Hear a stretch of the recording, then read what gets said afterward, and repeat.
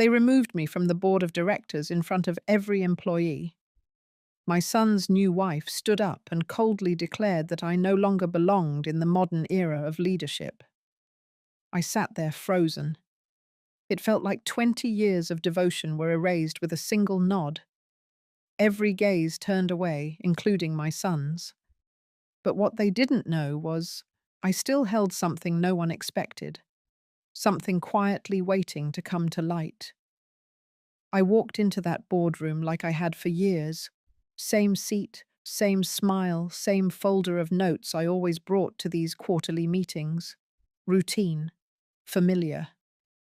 I didn't expect applause or flowers, just acknowledgement. But the minute I stepped in, something was off. The energy shifted. My name wasn't on the agenda. My chair at the end of the table where I had sat for over a decade was pulled back, replaced with a single folding chair near the corner. No one said a word. Julian, my son, sat at the head of the table like always. But he didn't meet my eyes. His hands were clasped tight in front of him. Marina, his wife, stood behind him, dressed sharp in a navy blazer and heels too tall for this room.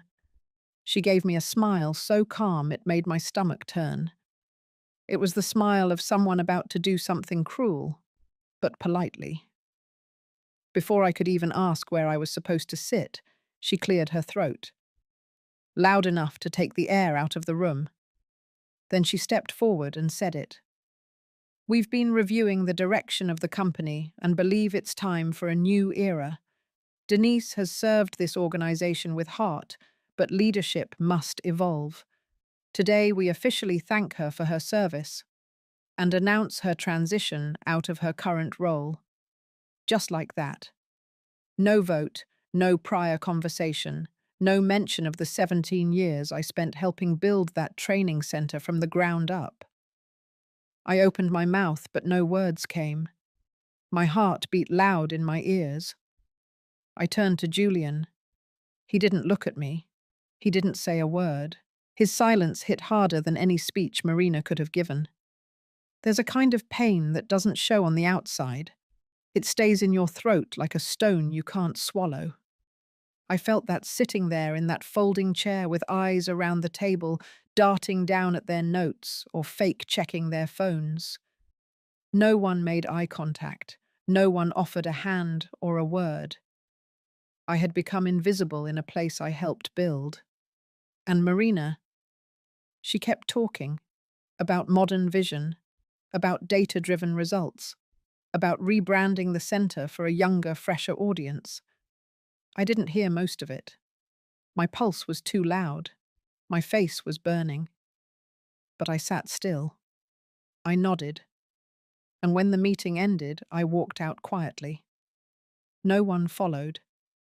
Have you ever felt the air change like that? Like the very walls forget you existed? That day, I didn't just lose a position. I lost the illusion that I mattered to the people I thought I raised. I lost the comfort of being needed. But more than that, I began to see something clearer than I ever had before. They might have erased my name from the boardroom, but they didn't know what I still carried with me. Not yet. I called Julian on the drive home. It went to voicemail. I waited an hour, then called again. This time he texted back. "Mama, please let Marina handle it. You've done enough. Just enjoy your time now." I stared at that message for a long while. Not a call. Not even his voice. Just a few typed words that felt like a locked door. And it wasn't just the words. It was the weight behind them. "You've done enough," like I was a project completed, boxed up and filed away. Like motherhood sacrifice, years of building and mentoring could be wrapped up with a polite dismissal and a suggestion to rest. I drove past the office. I shouldn't have, but habit took me there. My spot in the lot was taken. The familiar hum of the hangar, once comforting, felt distant. I parked across the street. Just watched. I don't know what I was hoping for. Maybe to see Julian step out, realize I was there, come talk to me. But he didn't. The doors stayed shut. lights on activity buzzing, without me. The next morning, I walked to the building like I had hundreds of times. My access badge didn't work. I tried again slower this time. Same red light, same beep. I stood there, shoulders stiff, pretending like I was just waiting for someone inside. But I wasn't. I was locked out. Inside, behind the glass, I saw familiar faces passing in the hallway. A few glanced toward me, recognized me, then looked away just as fast. Nobody opened the door. Back at home, I walked into my small office. I had framed the first blueprint of the training center on the wall. There was still a yellowed sticky note from Julian at age 12 that said, "You're the best, Mum. Don't let the boys boss you around." I pulled the frame down. I opened the drawer where I kept everything: certificates, meeting notes, evaluation reports, newspaper clippings from the early days when people cared. I touched each paper like it might turn to dust. The air felt thin. Then I saw the family photo, the one from the 5th-year anniversary gala. I remembered that night. I wore navy blue.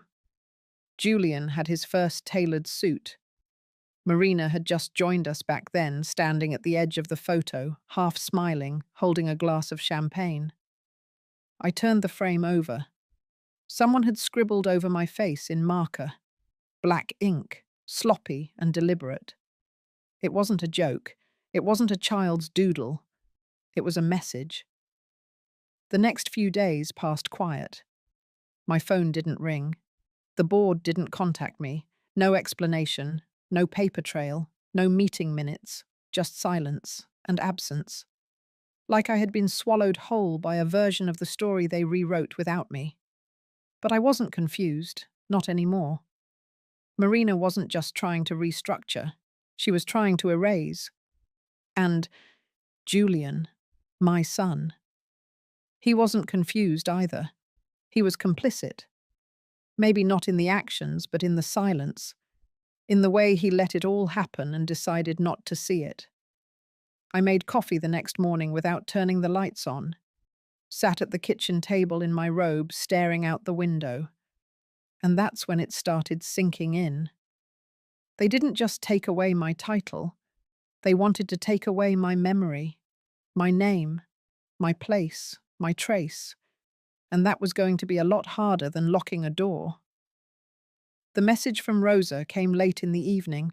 It was short, just one sentence. They turned me away, said the class was full, but I saw 5 empty chairs. I read it 3 times. Rosa had always been one of the most dedicated students I ever taught.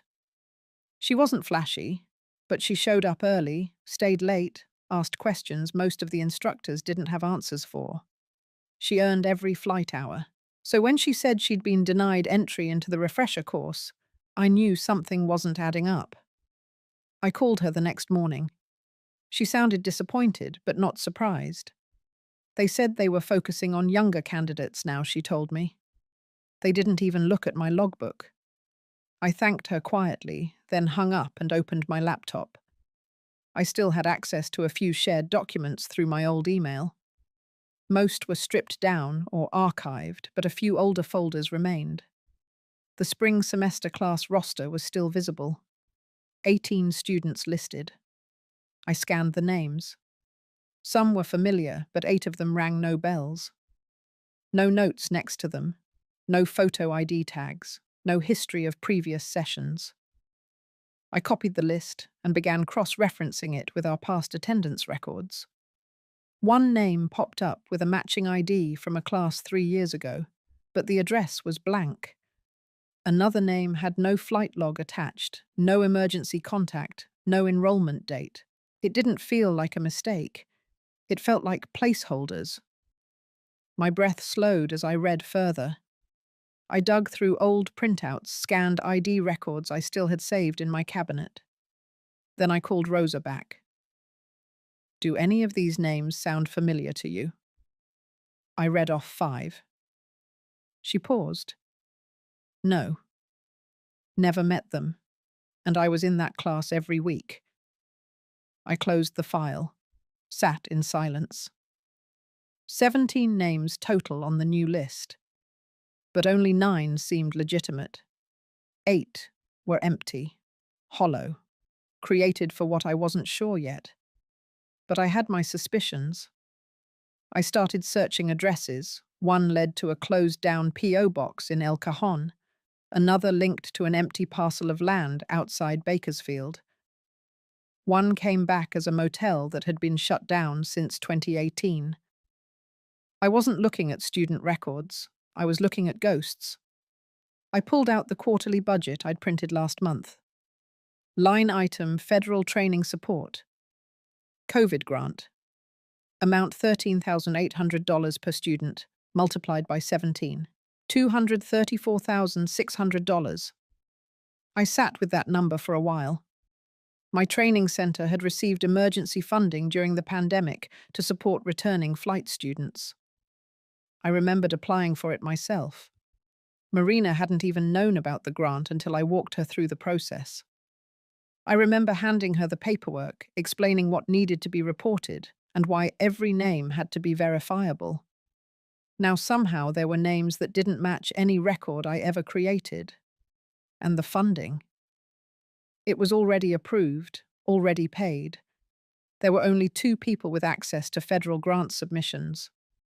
Myself. And Marina. I didn't want to believe it. I wanted there to be some clerical error, but there wasn't. I remembered the day she asked me to stop handling finances, told me I had earned my rest, that her background in startups would modernize everything. She had started replacing the accounting team within 2 months, outsourced to a third-party firm in Phoenix. New software, new systems. I wasn't even given the logins. And now the books were clean, the records tight, and the faces in the classroom didn't exist. Something was very wrong. And the worst part wasn't just that the fraud was happening. It was that it was happening in a place I built with my own hands. And now my name was nowhere near it. ChatGPT, Danoi. The invitation came in a white envelope with gold trim, no return address. Just my name in a font I didn't recognize. Inside was a printed card for the 10-year anniversary gala of the center. Formal attire, guest list enclosed. I read it twice. My name wasn't on the speakers list, not even listed under special recognition. I had founded the center. I'd been there the day the keys were handed over. I had trained the first class of students, cleaned the first break room, painted the hangar walls myself when we couldn't afford contractors. And now I was nothing more than a guest, one of many. But I went. I wore a deep charcoal dress with silver beading, the same one I'd worn the night Julian graduated from university. I arrived early, walked past the valet, gave my name. The girl at the check-in table looked confused, then checked a second list. Finally, she waved me in. No name tag. Inside, the space had changed. There were uplights, a floral wall with the new logo, a cocktail bar in the hangar where we used to stack toolkits. A pianist played near the stage. The banner above read in large block letters, "Celebrating a decade of modern flight training." No mention of history, no mention of founders, no archive photos on display, no nod to the past. Marina stood at the center of it all. Blue silk dress hair pinned tight, glass in hand. People circled her like satellites. She was glowing. Julian stood beside her, stiff in his tux, smiling as if everything were just right. When she took the stage, the crowd quieted. She spoke about innovation, about scaling growth, about adapting to modern markets. She praised the new model, thanked the investors, and closed with a phrase that felt like a slap. "We are here because we dared to let go of outdated ideas, and because we had the courage to build forward." The room applauded. I stood near the back wall, unnoticed. My photo wasn't in the slideshow. My name wasn't spoken. The programs on every seat listed board members and contributors. My name wasn't there either. I slipped out before dessert. Outside, the evening had cooled. I walked along the edge of the building around toward the old maintenance shed. The lock was new, digital, the window painted over. I remembered when we stored spare propellers in there, when Julian scraped his knuckles trying to repair the landing gear of the old trainer plane, when Marina brought store-bought cookies during her first visit, wrapped in too much cellophane. I kept walking, to the back gate near the employee parking lot. The wall where we used to post training schedules now held a sleek monitor. The old bench I sat on to review logs was gone. It was like someone had gone through the whole place and scrubbed every fingerprint I had left behind. And they had done it quietly. Not with force. With revision. With bright colors and modern slogans. With new fonts and new people and a silence that said she was never really here. I didn't cry. I didn't shake. I just felt a kind of hollow that didn't echo. A quiet that settled in the chest. That night I didn't sleep much. I pulled out the first mock-up plans I drew 10 years ago. The handwritten budget, the outline for our first program. My notes in the margins still faded from the sun. I laid them out across the table and looked at what used to be. Marina wasn't just replacing me. She was rewriting me. And Julian was letting her. I unlocked the garage early that morning. The light from the side window cut across the dust in long, still beams. I hadn't been in there for a while. Most of the old boxes hadn't been touched since before Marina stepped into our lives. But I knew exactly what I was looking for.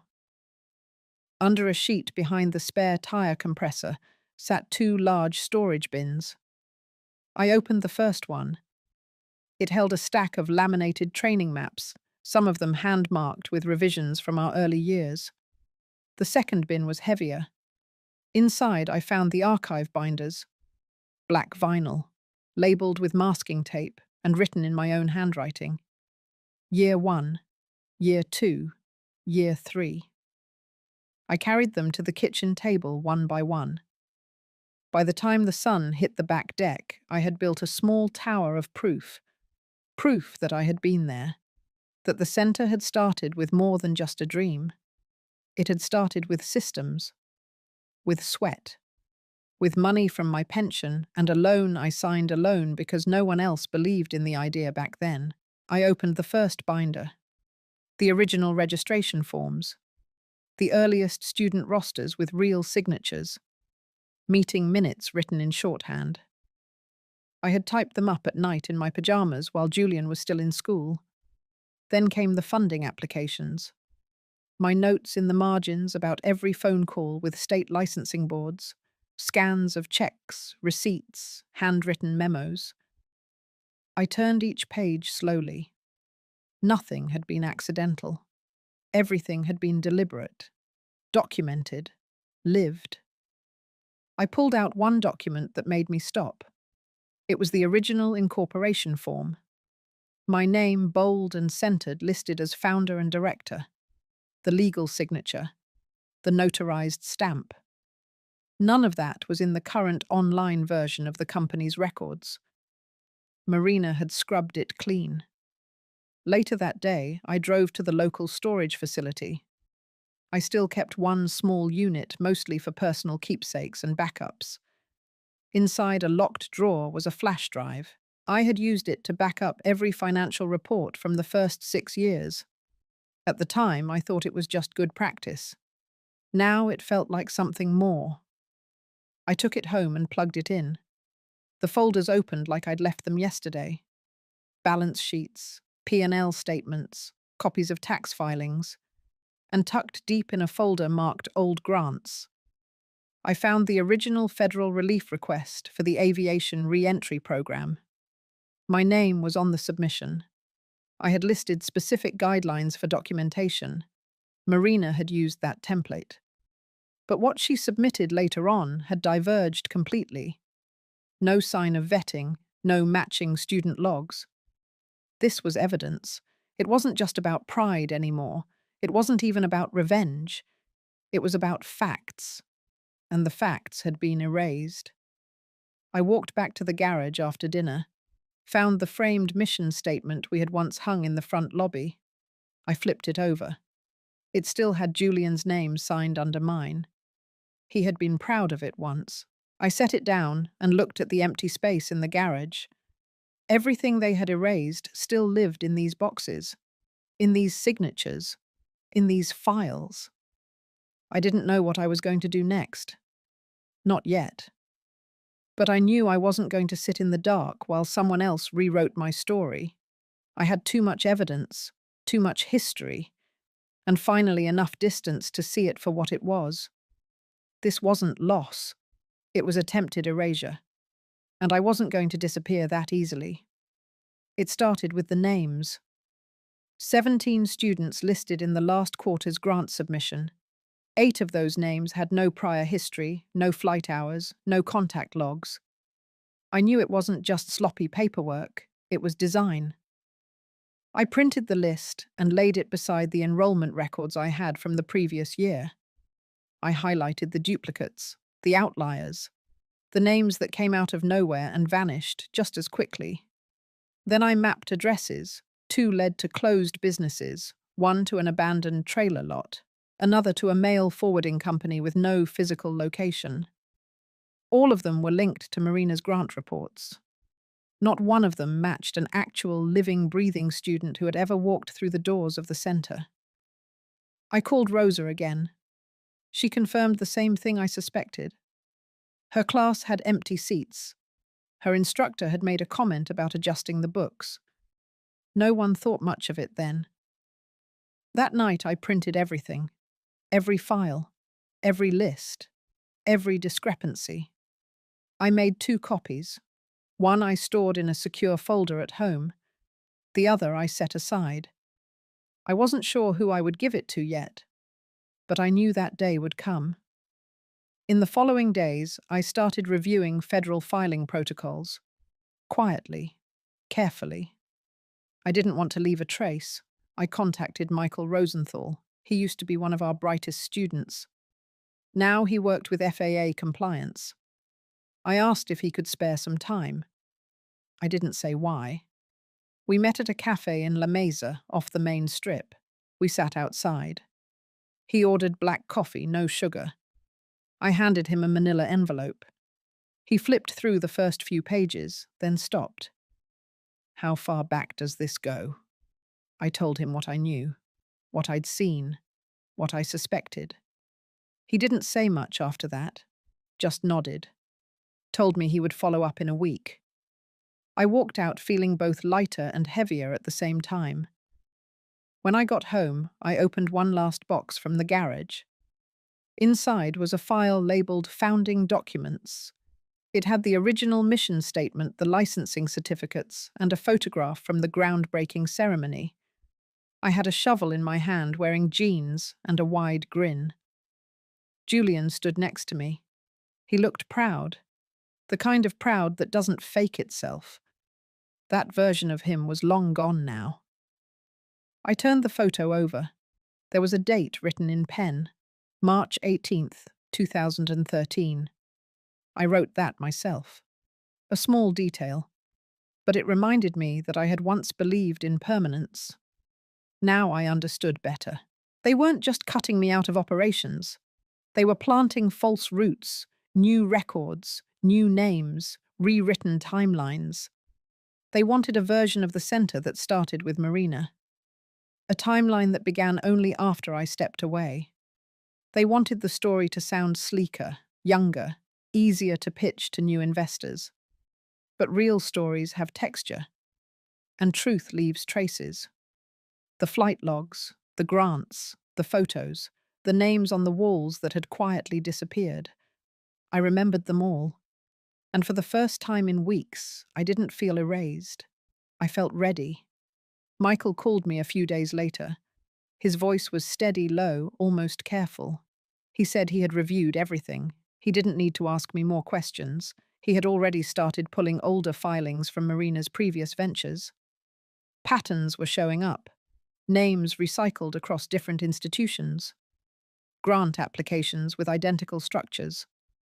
numbers that looked clean but didn't line up under scrutiny. Then he asked if I could meet him again this time, not at a cafe. We met in a private office space rented by a third-party compliance group that occasionally worked with FAA investigations. The room was plain. One long table, two chairs, a printer humming in the corner. He placed a folder on the table in front of me. 3 training centers, he said. All received the same federal aid within a 6-month window. All tied to Marina's name. All with identical discrepancies. I flipped through the reports. Some of the student names from my list showed up in those reports too. Same names, same birth dates, different addresses, different cities, none of them real. It wasn't just my center. She had done this before. Michael kept talking. Quietly, calmly, he had flagged the data with FAA's internal fraud division.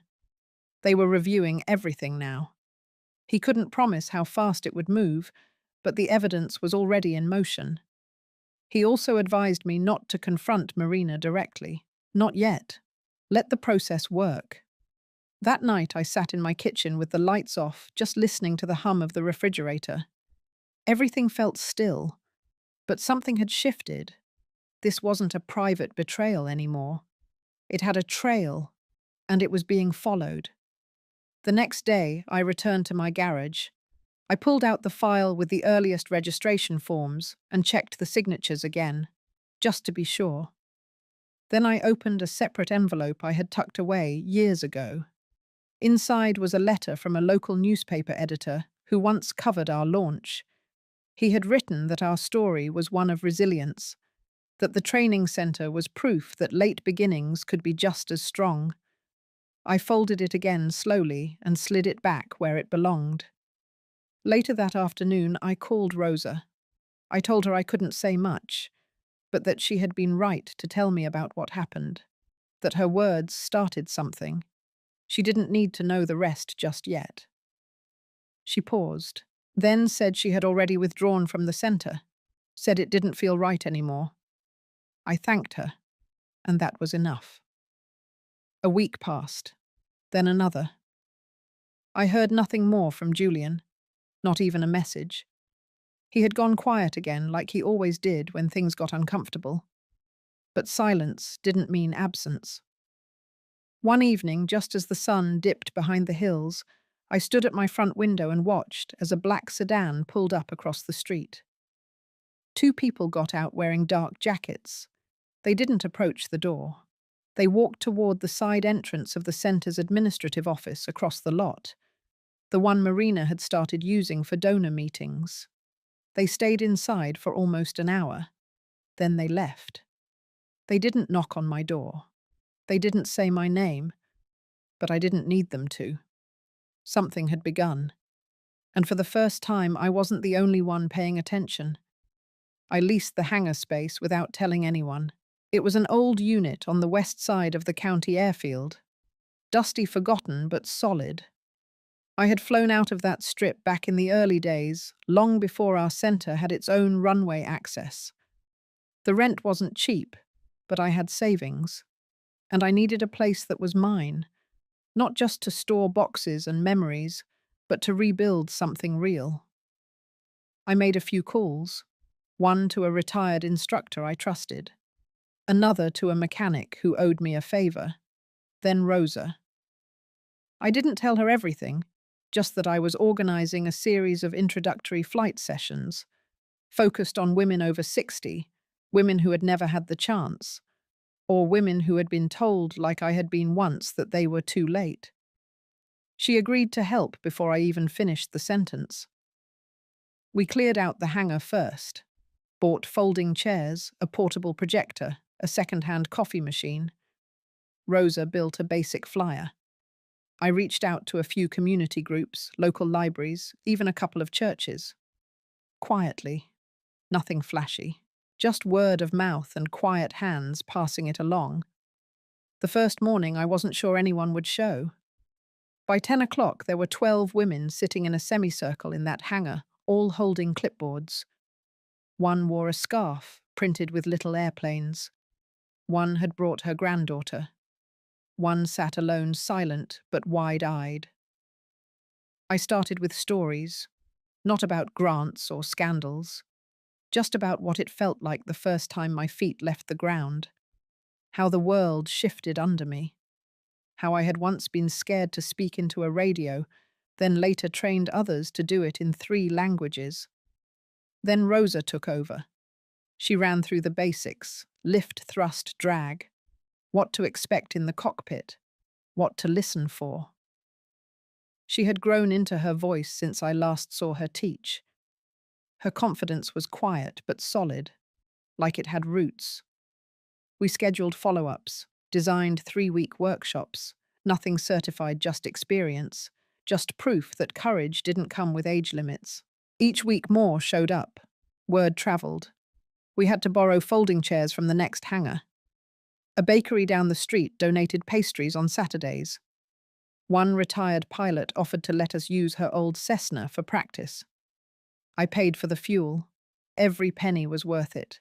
No banners, no logos, no digital walls with my name erased. Just women who had been told they were too late and now felt the engine start beneath them. In that space, I found air again. I stopped checking the centre's website.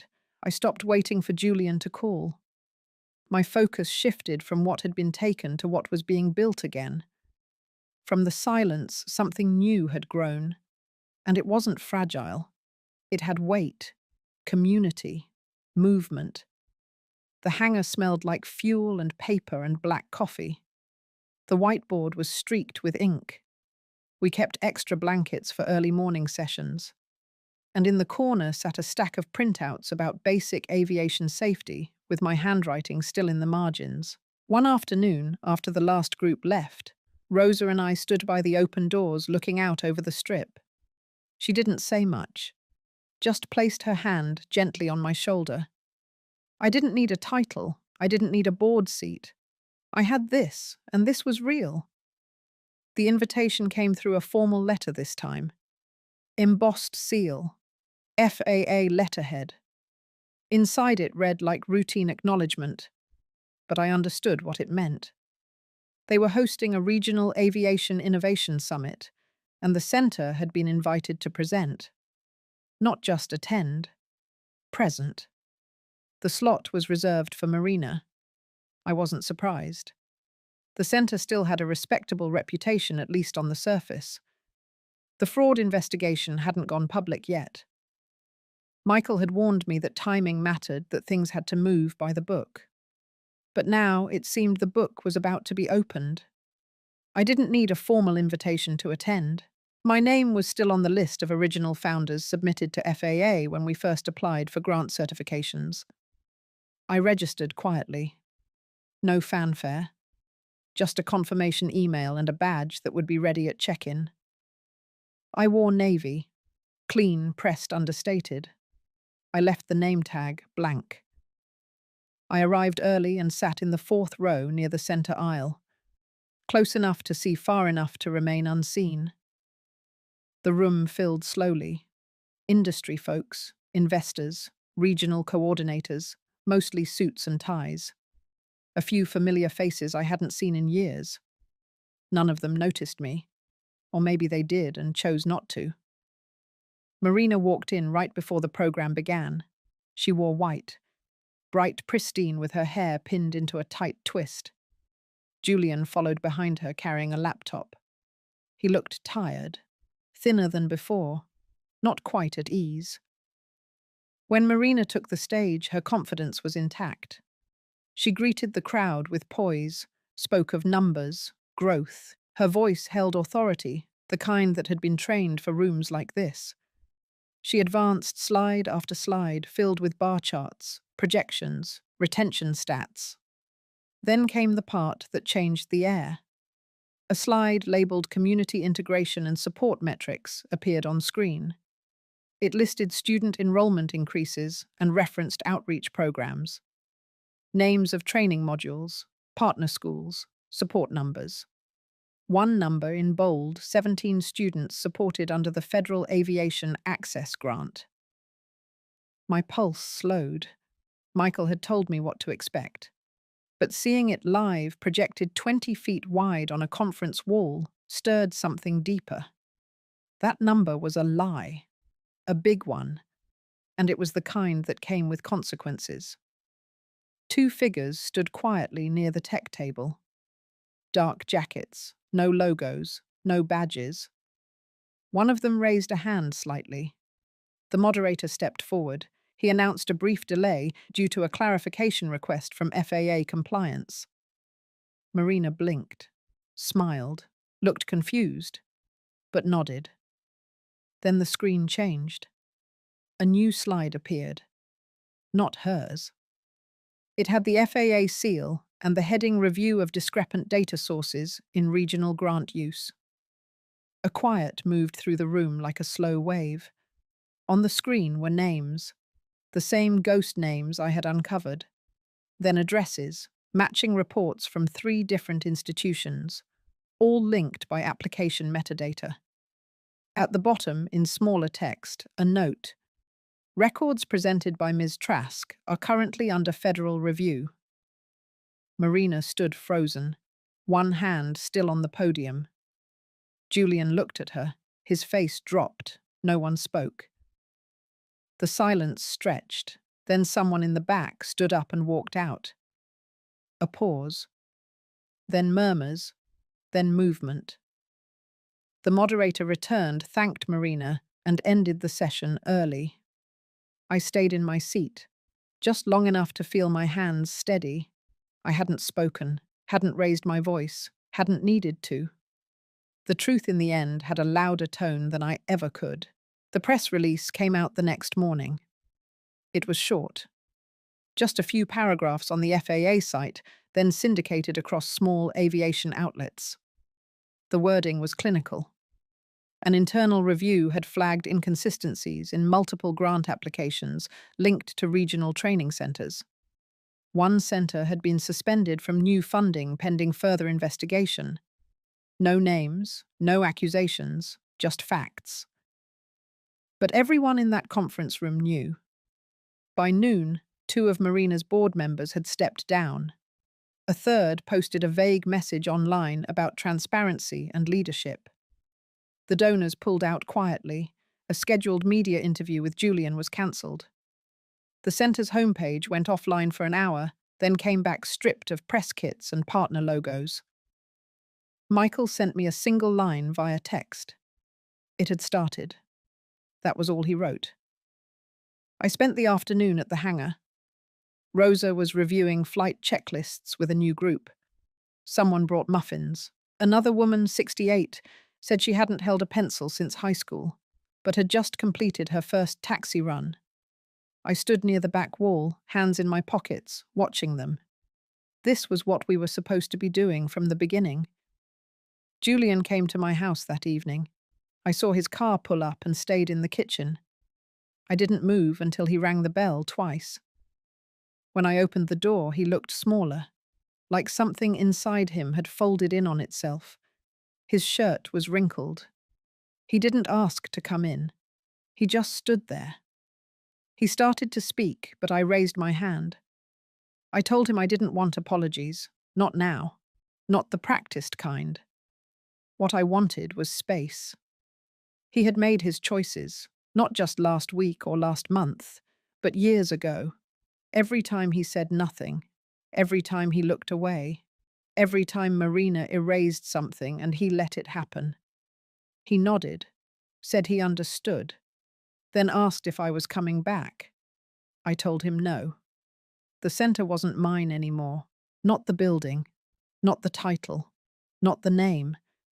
It had been reshaped into something else, something I couldn't walk back into without losing myself again. I said I hoped he found a way through what was coming, but it wouldn't be with my name beside his. He left quietly. That night I opened the back closet and pulled out the last of the boxes. Inside were thank you notes from students, photos of early classes, a newspaper clipping from when the centre first broke even. I didn't cry. I didn't smile. I just sat with it for a while. Later, I burned the copies of the fake grant names. I didn't need them anymore. The truth was out. It had already moved beyond me, and I didn't want to hold on to the rot. The next morning, I arrived at the hangar early. The sky was soft grey. Rosa was already there, setting up chairs. I brought a new thermos of coffee and a fresh packet of safety handouts. A woman I hadn't seen before walked in, said she had heard about us through her sister. She had never flown, never even been near a runway, but she had always wanted to. Her voice cracked a little when she said it. I handed her a clipboard. This was my space now. Not polished, not perfect, but honest. And that was enough. I got the call 2 weeks later, not from Julian, not from the board. It came from a former instructor I hadn't spoken to in months. He told me the centre had shut down its weekend sessions indefinitely. Half the staff had resigned. Marina was under official audit. Some of the records had been sealed. Investors had started asking questions that no one could answer. He said it quietly, like it still didn't feel real. I thanked him, hung up, and then sat with the stillness that followed. I didn't feel triumphant.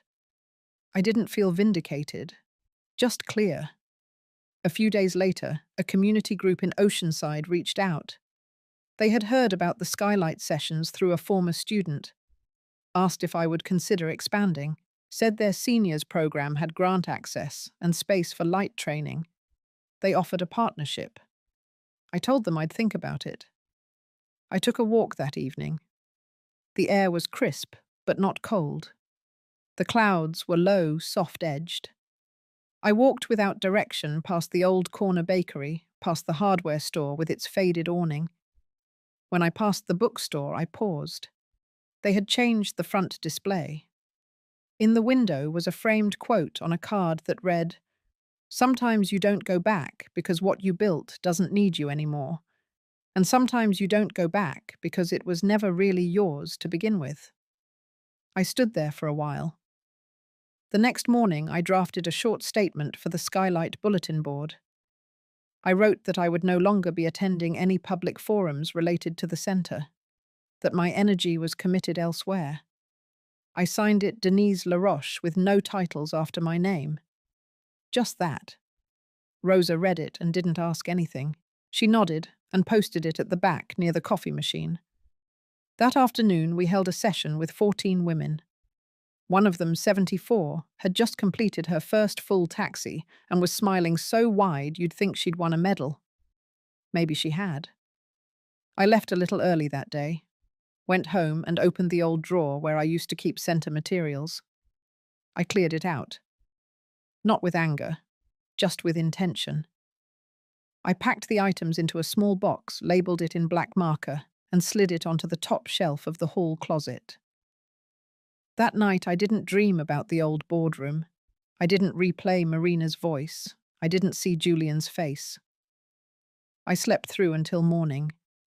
And when I woke up, I made breakfast slowly, put on the radio, let the light fill the kitchen, no rush, no weight on my chest, just a kind of soft space where the tension used to be. I didn't need the centre to collapse for me to feel whole. I had already made peace. I wasn't going back, because the version of me who needed their approval no longer existed. The recognition came quietly. A letter folded neatly in a plain envelope bearing the FAA seal. Inside, a short message acknowledged the impact of the Skylight sessions and honoured them as an outstanding example of community-centred aviation education. There would be no formal ceremony, just a note of thanks and a mention in the quarterly report. I read it twice, then placed it in the drawer with the rest of my quiet victories. That weekend, Rosa organised a small gathering at the hangar. Nothing extravagant, just coffee cookies and stories shared over folding chairs and laughter that echoed off the metal walls. A few of the women brought their grandkids. One even baked a cake shaped like a propeller. No speeches, no spotlight, just joy. When they asked me to say something, I kept it simple. I told them that courage doesn't arrive all at once, that sometimes it shows up in whispers, in the way we stand back up after being told to sit down, in the way we claim space without asking permission, and in the way we keep building even when someone else tries to erase the blueprint. Later that evening, I walked alone to the edge of the runway. The sun was setting behind the hills, throwing streaks of gold across the tarmac. I stood there quietly watching the shadows stretch long beside me. There was no applause, no cameras, no headlines, but I saw myself clearly, and for the first time in a long time, that was more than enough. If you've ever felt pushed out of your own life, if someone made you believe you were no longer relevant, I hope this story reminds you that true worth doesn't need to shout. As long as you haven't given up on yourself, no one can erase you. If this touched something in you, leave a word. I'll read every line.